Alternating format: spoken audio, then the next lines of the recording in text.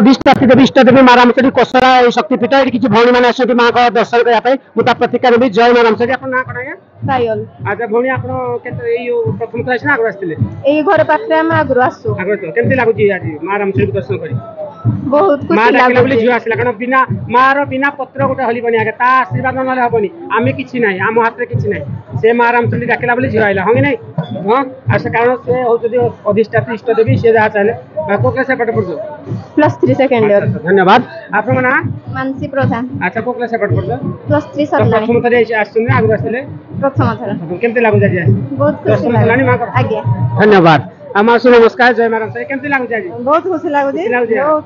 सब भक्त मान को देखिए ना धन्यवाद माँ रामचंडी समस्त को घंटा गुड़े रखी था समस्त भक्त धन्यवाद तो आपण मैंने देखते ये अनुगुल जिला छेन्दीपदा ब्लॉक तो कोसरा ग्राम ताजा चित्र ये हूँ रामचंडी पीठ बाउंश बन राणी शक्तिपीठ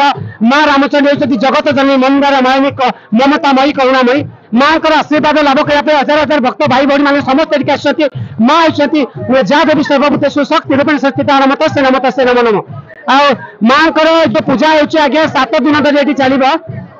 सिंगर सुनील कुमार ऑफिसर तो माँ रामचंडी होती अधिष्ठात्री देवी मंदार मालिनी माँ को जी जिते बर्तमान ये आगे